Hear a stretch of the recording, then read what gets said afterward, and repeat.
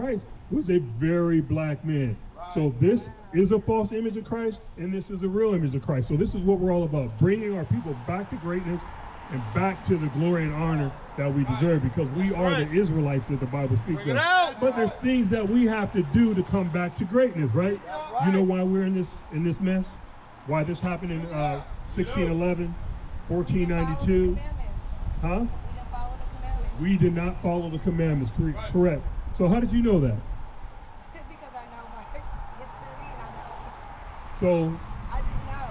I got a question for you. Okay. Are you keeping any commandments right now? Do you know any commandments? So, Brother Billy, what we are here doing is we're teaching three things, right? Thou shalt not commit adultery. Okay. Y'all put me on the spot. Oh yeah, Felicia, we're gonna put you on spot. My brother in the gold right there. We're talking about keeping God's commandments. My brother from Philly. This is Billy, Felicia, and Billy. This is Billy. Okay, so. Oh no, we don't want any of that. The Bible says there shall be no whore. Okay, we don't want that, right? We want to do things decently and in honor and order as Israelites. Okay, Felicia. Okay. So. I got you some. Give me a. You said don't kill. What else? Don't steal. Don't steal. Respect your parents. Okay, you know God has a dress code. Yeah.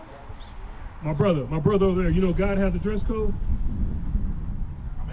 Okay, so we're gonna go over it real quick. So here's part of the dress code as an Israelite. You see where's your grandfather? You see your grandfather on that sign? Billy, you see your grandfather on the sign right there? Look, both of you look at that sign real quick. Tell me where your grandfather's from. Billy? Right here? Yeah, right there. On the right, brother Billy.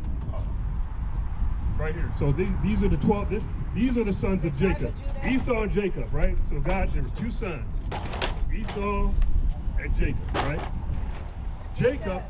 Esau was the side that he created that he didn't. So this was the Right, exactly. Esau have I hated, right? So these are two twin maternal sons. Can I get that? Genesis 25 real quick, okay? And then we're going to touch. So Jacob is from the chosen line, chosen lineage of God. Esau was rejected. Jacob had 12 sons, right? These 12 sons make up the 12 tribes of Israel. So that's why, hold that, we don't need that right now. So look right here, where's your grandfather from? Where's your, Judah? The tribe of Judah. Tribe of Judah, all right? So we understand we're both from the tribe of Judah, right? They make up the Israelites. You know how you prove that you're an Israelite? You know how to prove that? Give me that Genesis 28 and 68. We're going to jump right to it. Deuteronomy 28 and 68. What did I say? All right, check this out. You teach them well. There you go. Deuteronomy 28 verse 68. And the Lord shall bring thee into Egypt again with ships. He said he shall bring you into Egypt. So the Bible is its own dictionary, Brother Billy, Sister Felicia, and its own thesaurus. So it explains itself. All right? Okay. Yeah, we got it. So what is that? Let's see what it says. There you go. Brother Billy, get this real quick. Felicia, get this. And the Lord shall bring thee into Egypt. Before you go, I want to give you a law. Okay. It's important as a woman of God, of the tribe of Judah, you come back to the dress code. Let me get that in, there you go. Deuteronomy 22 verse 5. The woman shall not wear that which pertaineth unto a man. Neither shall a man put on a woman's garment. So neither shall a man put, now if all these brothers up here came up, we had some nice we had a nice dress on, flowy dress, whether it be flowy or be short and bad, how would you look at us? I wouldn't look at you. There you go. You wouldn't be looking at us. You exit stage left. Exit stage, you get out of Dodge, right? So what is the article of clothing that women wear that pertaineth to men? Pants. Why is that? Because it's in God has a law that men were supposed to wear pants, women to wear dresses. Bible, let's get modest apparel. Because there's modesty behind that, right? Okay, Brother Billy, before you go, I want you to get this, the law of the fringes, but let me just touch this real quick. Give me 5 minutes, Brother Billy, all right? 5. Give me 5 minutes. We're going to roll with it. 1 Timothy chapter 2 verse 9. Somebody look at modesty. Give me modest apparel. In like manner also, that women adorn themselves in modest apparel. And modest apparel. So what is modesty? So what is modesty? We're gonna get the definition of modesty, brother. Man, I Billy. gotta get to the page. All right, listen as you go, brother Billy. All right, Okay, and I'm sorry I got my daughter in the car, but I you got it. appreciate Modesty. So let me show you this real quick. Okay. So what would be considered immodest? Anything that's like not tactful, You got you it? have to look appropriate. Immodest, so showing your bosom, showing your buns, showing your camel toe, all that is immodest. That clothes that reveal those things, right? So you got that modesty? Okay. I'm sorry, baby. Modest, I'm sorry. dressing or behaving so as to avoid impropriety or indecency, especially to avoid attracting sexual attention. So Sister Felicia, we're moving forward, put on a dress because men should not see your curves, see your figure. You want to dress modestly, not to attract sexual attention.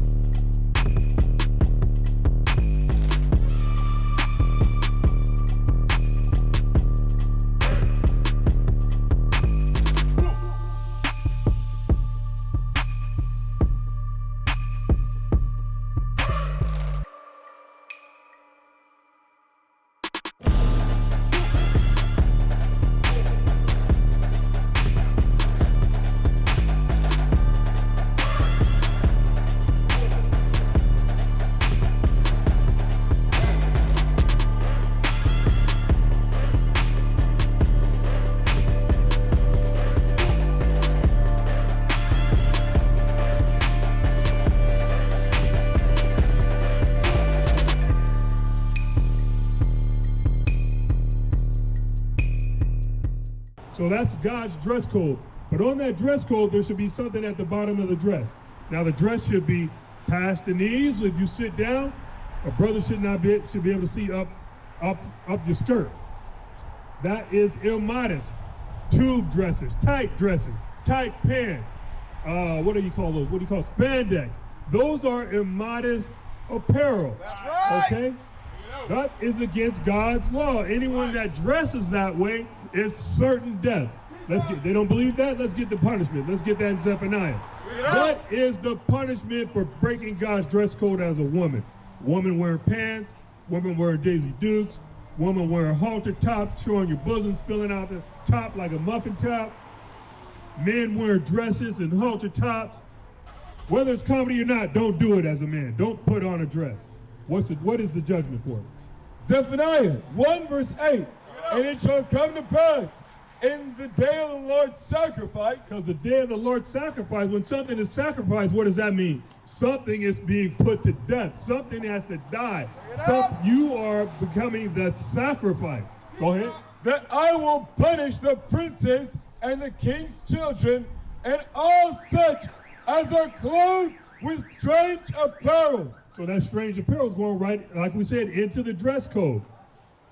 Breaking God's dress code will result in death when the Most High God cracks the sun. When his son cracks the sky and he comes back, he's coming back in judgment. Right. He's coming back to kill and destroy. Right. And we see that those things are revving up right now. Kuwait, Russia, China, Taiwan, U.S.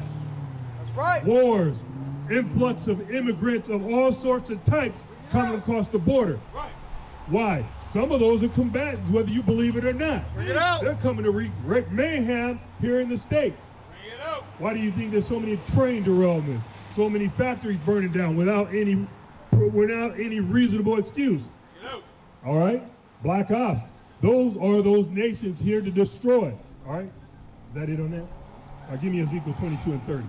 Why we come out here? We come out here to look for those that are looking, those that are wanting to take hold of God's laws. Right. You got that, Ezekiel 22 and 30? Give me Psalms 94, 16. Psalms 94 verse 16. Who will rise up for me against the evildoers? Or who will stand up for me against the workers of iniquity? So the Most High God is looking for someone to stand up for him. How do you stand up for God? By laying hold to his laws, statutes, and commandments. Bring it up. 22 and 30. Okay, there we go. Thank you. Bring it up. Ezekiel 22 verse 30. Bring it up. And I sought for a man among them that should make up the hedge and stand up in the gap before me. Okay, what does that mean? He says, I sought a man that will make up the hedge. A hedge is something for protection. Right. Okay? And if the hedge has a gap in it, that means all kind of critters can get through. Like over here, you see that? That's a hedge. All kind of critters can get through that hedge. So we're looking, my brother that's pumping gas at pump number 8. My brother right there. So listen at this scripture right here. And I sought for a man among them that should make up the hedge and stand in the gap before me. So the Most High God is looking for a man to stand in the hedge, stand in the gap to make up the hedge. Okay, read on. For me, and stand in the gap before me for the land, that I should not destroy it. For the land that I should not destroy it. Because we know that destruction is coming upon this earth. Right. And we need men and women to lay hold to this truth, to learn, to build, to grow, so you can protect yourself, your family, and those that are friends of our nation, of the 12 tribes, our people. Because if they don't get an understanding of the word of these laws and commandments, they will be judged. So Most High God is looking for men. What does it say? He's looking for, read it from the top one more time. And I sought for a man among them that should make up the hedge and stand in the gap before me for the land, that I should not destroy it. But I found none. But I found none. So we're out here looking for men. This was during the Babylonian captivity. And Ezekiel was out looking for men to fill the gap before the Most High God destroyed those nations, destroyed that empire. Okay? And he was looking for a man to stand in the gap. What is the gap talking about? Is going into you getting a law, understanding of God's laws, his statutes, and his commandments. Is that it on that? Okay, let's go back to Psalms 94 and 16. And then Isaiah 54 and 16. So Bring it up. Psalms 94 and 16 first. Psalms 94 verse 16. Who will rise up for me against the evildoers? The Bible says, who will rise up for me against the evildoers? Who are the evildoers? Those are those that are breaking God's commandments. Bring it out. Going against the other, that's talking about the other nations. Teach. Okay, it's talking about the wicked of our people. Bring it Those out. will be considered evildoers. Bring it So out. God is saying, who shall rise up, my brother with the Expo hat, who shall rise up for me against the evildoers? Who is going to stand up for God and hold and fill the gap? What is a nation? Nation is family. Nation is community. Nation is men leading by example. Nation is women's support. Nation is children with role models.